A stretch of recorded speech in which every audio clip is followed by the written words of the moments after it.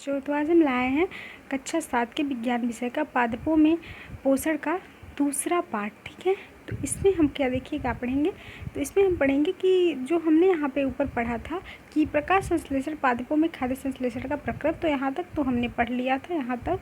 उसके बाद हम यहाँ पे देखेंगे कि यह रंध्र द्वार कोशिकाओं द्वारा घिरे रहते हैं। क्या होता है कि जो पत्तियाँ होती हैं उसमें रंध्र पाए जाते हैं, और रंध्र किसके द्वारा घिरे होते हैं, रंध्र जो होते हैं वो देखिए कुछ इस प्रकार से होती है। ये हो गई द्वार कोशिकाएँ। ये जब खुल जाएगी, हाँ जब बंद हो जाएगी तो क्या होगा, प्रकाश संश्लेषण नहीं होगा, लेकिन जब ये खुल जाएगी तो क्या होगा, प्रकाश संश्लेषण होगा।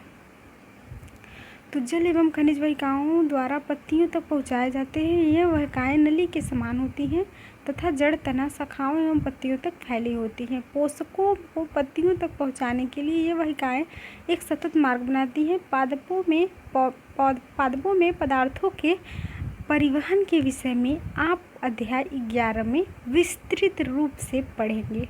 ठीक है, पहले जानना चाहती है कि पत्तियों में ऐसी क्या विशेषता है कि वे खाद्य पदार्थों का संश्लेषण कर सकती हैं, परंतु पादप के दूसरे भागों में नहीं है।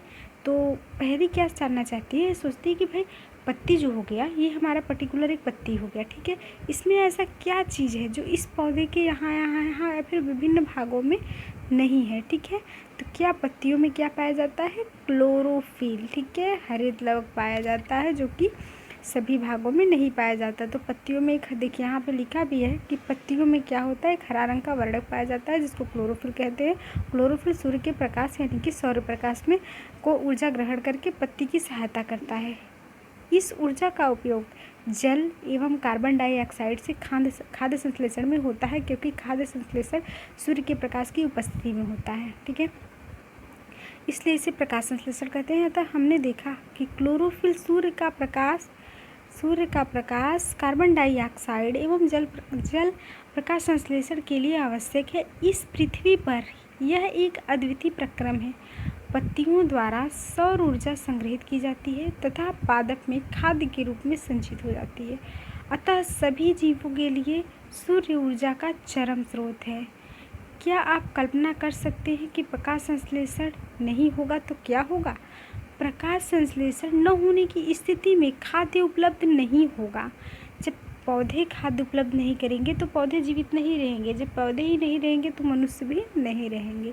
तो सभी जीवों का अस्तित्व प्रत्यक्ष अथवा परोक्ष रूप से पादपों द्वारा निर्मित भोजन पर निर्भर करता है। इसके अतिरिक्त सभी जीवों के लिए परमावश्यक ऑक्सीजन भी प्रकाश संश्लेषण के द्वारा ही निर्मित होती है।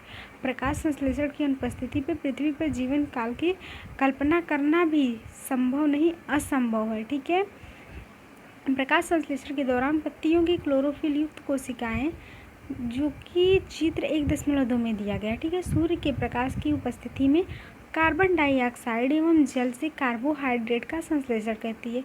इस प्रक्रम को इस समीकरण द्वारा दर्शा सकते हैं कि कार्बन डाइऑक्साइड यानी कि 6CO2, ठीक है, प्लस H2O क्लोरोफिल और सूर्य की उपस्थिति में क्या बनाएगा, कार्बोहाइड्रेट बनाएगा, C6H12O6, फिर C6H12O6 यही बना लेगा।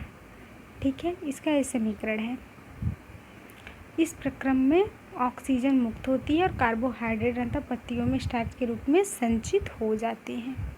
ठीक है, इस वीडियो में इतना ही। और इस जो ये वाला आपका समीकरण मैंने बताया उसको आप अच्छे से पहले याद कर लो। जो समीकरण होता है फिर से एक बार देख लो क्या होता है, 6CO2 प्लस H2O यानी कि ये क्या हो गया, ऑक्सीजन, ये हो गया हाइड्रोजन, ये हो गया ऑक्सीजन। ठीक है, यानी इसको हम पूरा मिला दें तो जल पढ़ेंगे तो क्या होगा, सूर्य के प्रकाश और क्लोरोफिल की उपस्थिति में क्या बनाएगा, C6H12O6। ठीक है, इसको हम बोलेंगे शुगर। ठीक है, ग्लूकोज बना लेगा, ग्लूकोज का 2 मोल बनाएगा और ऑक्सीजन क्या होगी, ऑक्सीजन जो है रिलीज हो जाएगी। ठीक है, तो ये जो प्रोसेस है ये सारी चीज़ों में होता है। देखिए यहाँ पे क्या है, सारे पौधे में यही प्रोसेस होता है। और क्लोरोफिल युक्त कोशिकाएं यहाँ पे देखेंगे कि जो क्लोरोफिल है, देखिए यहाँ पे पाया जा रहा है क्लोरोफिल है, उसमें गार्ड सेल्स हैं। ठीक है, ये देखिए ये गार्ड सेल्स हैं, ये खुलती बंद होती है। ठीक है, रंध्र हो गए। और पत्तियों की काट के मतलब है संरचना। ठीक है, ये हो गया पत्ती। इसकी यहाँ पे जो एक क्लोरोफिल पाया जा रहा है उसकी संरचना को हम विस्तृत में करके यहाँ पे दिखाया जा रहा है। ठीक है, देखिए यहाँ पे अच्छे से दिया है कि ये जो हो गए वो गार्ड सेल्स हो गए। ठीक है, और मतलब यहाँ पे गार्ड सेल्स हो गए तो यहीं से खुलते हैं और यहीं से बंद होते हैं। ठीक है, और उसके नीचे क्या है कि पत्ती में स्टार्च की उपस्थिति प्रकाश संश्लेषण प्रक्रम द्वारा संपन्न होना दर्शाया जाता है। और स्टार्च भी एक प्रकार का कार्बोहाइड्रेट होता है। स्टार्च क्या होता है? कार्बोहाइड्रेट होता है। यहाँ पे देखिए एक प्रोसेस दिया गया है जिसमें क्या हो रहा है कि सनलाइट, सूर्य ऊर्जा इस पत्ती पे पड़ रही है। कार्बन डाइऑक्साइड, ऑक्सीजन रिलीज हो रहा है, कार्बन डाइऑक्साइड, और यहाँ से जल जा रहा है तो क्या बन जा रहा है? उसका भोजन बन जा रहा है जो पौधे के विभिन्न भागों में जा रहा है, और ऑक्सीजन क्या हो रही है? रिलीज हो रही है। ठीक है, और बूझों ने देखा कि कुछ पादपों की पत्तियां गहरी लाल, बैंगनी अथवा भूरे रंग की होती है। तो वह जानना चाहता है कि इन पत्तियों में भी प्रकाश संश्लेषण होता है। जी हाँ, पत्तियों के अतिरिक्त पादपों के दूसरे भागों जैसे कि हरे तने तथा शाखाओं में भी प्रकाश संश्लेषण होता है। मरुस्थलीय पादपों में वाष्पोत्सर्जन द्वारा जल क्षय को कम करने के लिए पत्तियां सल्क अथवा शूल रूपी हो जाती हैं। इन पादपों के तने कैसे होते हैं? हरे होते हैं, जो प्रकाश संश्लेषण का कार्य करते हैं। इस वीडियो में बस इतना ही। Thank you.